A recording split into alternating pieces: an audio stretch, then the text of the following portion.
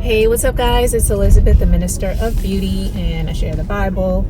That is business, inspiration, beauty, life, and enjoyment. I wanted to do a little business story time, and it's actually something that I hope will inspire you guys to do your best to not so much impress the right people, but just having integrity. It will go a long way in your business. And so when times come up when someone is either coming against you in some way, shape, or form, because it will happen, especially when you become successful in your own right, there may be times where people may say things that are just outright lies and are not true, to try to make your business look a certain type of way. And I'm going to share this little quick story. I am in the process of moving one of my business locations right now, guys, right? And in my industry, I'm in the beauty industry.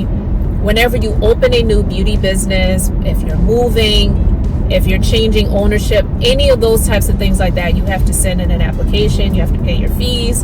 And when you're going to be operating a business, the Labor Licensing and Regulation Board, an inspector has to come into your business to do an inspection to make sure all is well, to give you the okay to open, operate, and provide services legally.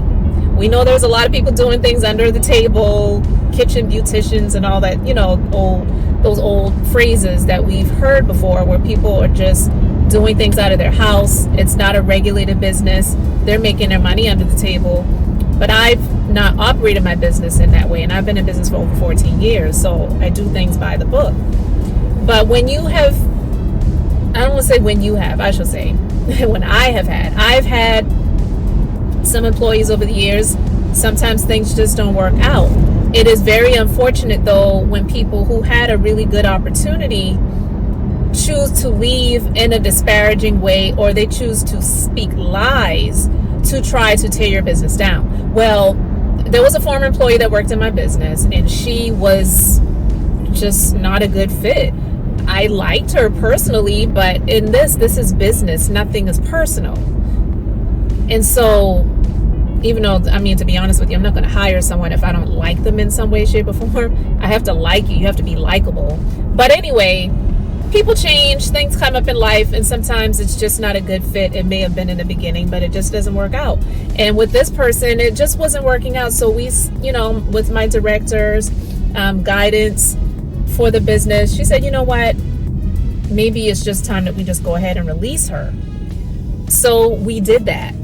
Well, we didn't believe or think that this person was going to file an unemployment claim, because she wasn't just working here, she was working at another establishment. At least that's what she told us. And it's not our job to police people in their off hours of working here to make sure that they're telling the God honest truth. And I apologize for the noise. I don't know why people who ride these motorbikes have to continuously make noises. Just drive the freaking bike.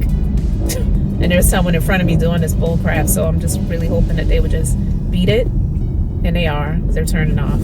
Kudos, great, get out of here. Anyway, whatever. Well, with that being said, filing an unemployment claim, some people feel that when you work in an establishment and you are released, that you automatically qualify for unemployment benefits, and you actually don't. Because here's the thing, even though they take taxes out of your checks, out of our checks when we are employees, it doesn't pay for those weeks or months that you would be getting unemployment benefits. That employer's account is going to get charged for that, and ultimately the employer gets charged for that, and so we would have to pay for it. So it doesn't make sense for a company to want to pay someone not to work when they had a legitimate reason for letting you go. It's another thing when a company just had to downsize, they had layoffs. I've been there before. I've been an employee before. I actually remember working in a law firm, and I got hired to work at this large law firm years ago. and thought it was going to be a great thing. I worked there for about 6 months, and then myself and a number of other people, we got laid off. It was a last hired, first fired sort of thing. So it didn't have anything to do with me. I did qualify to get unemployment benefits, and I got them until, but I continued to look for other employment, and I did get that, and I was working because I didn't want to just sit home and collect a check. But that was many years ago. Anyway, I'm saying that to say it's not an absolute right when someone is terminated from an employer to collect unemployment benefits, especially when they had cause for letting that person go. And we did. Because it wasn't just that she didn't seem like she wanted to work here. There were some other unethical things that were going on that we knew about, things that were on camera that we saw. It was just unfortunate. Anyway, the department found that this person did not qualify for benefits based on the information that we stated. So they filed an appeal. When they file an appeal, then an appeals hearing is held. The appeals hearing was held over the phone. And at this time, there's a hearing officer, and they're going to ask questions. It's almost like being in court, but it's virtual, and it was over the phone. So things were questioned. I had the opportunity to send in documented proof of things that we stated before. I did that. So everything that we had cause for in letting this person go, we sent in the documentation for.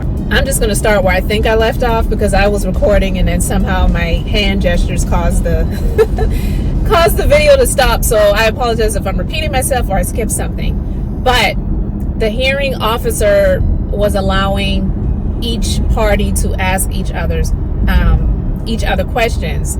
I was questioned by the former employee about things. I was able to question the former employee about things. So was my director, who was on the call as well, my director of operations for the company, as well as the hearing officer asked questions. But one of the things that this person said, it just really threw me, because there was proof that this person was doing some things in the business location that she wasn't supposed to be doing during the hours that she was there. So she said on this hearing call that she had to supply all of her own materials, which was an outright lie. That's never been the way that I've operated my business. And she also tried to make it seem like my business wasn't sanitary. And it insulted me. It was a lie, but it insulted me, because it was just like, wow, you're really trying to do this and you think you're really going to win? You like Nene Leak said, you never win when you're dirty. So I wasn't worried about it. I just did not appreciate this person lying this way and trying to disparage my business with this person from the Department of Employment on this hearing call. Well, anyway, I say all of those things to say, because she made this comment that we did not supply anything in the dispensary, and that's the area where we clean items and products, where we keep storage items, where we keep disinfecting properties, disinfectant compartments for disinfecting our tools and materials, all of those things. And she said there was no disinfectant. I said, so you're telling me that in a dispensary there was no disinfectant, there were no compartments for keeping the tools after you clean them to disinfect the items, there were no items available to wash the items? Like, she was pretty much making it seem like I just was operating this dirty business. And she said, no, you didn't. I said, okay. I wasn't going to argue with her because it just was pointless, but it insulted me. And I said, I just did a silent prayer within myself. And I said, you know what, God, you always will reveal. I'm not going to worry about what she said, but it does piss me off. That's literally what I said to God, because I had to put my phone on mute a number of times. There were times I would put my phone on mute and I would pray. There were times I would put my phone on mute and I may be cursing. I was just angry. It is a pet peeve of mine for someone to lie about me, even bigger when someone lies about my business, because I feel like my business is my baby that God blessed me with, that I birthed. And so it's like someone talking about your child. You don't want anybody talking about your child. You go to jail over someone that may do something terrible to your child. So anyway, The hearing was finalized. She was not winning. She lost, and rightfully so. Well, in moving one of my business locations, the state board, they have to come in and do an inspection. I sent in the application last month. I hadn't heard anything from them, and I was following up with them earlier this month, and I finally got a call actually this morning from the board, someone at the board who was going to be doing the inspection herself. And she said, well, when are you looking to open? I see you have one date here on the application. I said, yeah, we've pushed it a week later. Just it's crazy time with Christmas and everything going on. She said, well, yeah, definitely. I get that. She said, so I'm going to be out that week. So here's what I'm going to do. I know your business. I've done many inspections for your different business locations. I know you keep a very clean and sanitary business. So I'm just going to go ahead and say open, and we'll just come in and we'll do the inspection. We'll get it scheduled for the first week of January. I said, wow, I really appreciate that. And I said, it means a lot.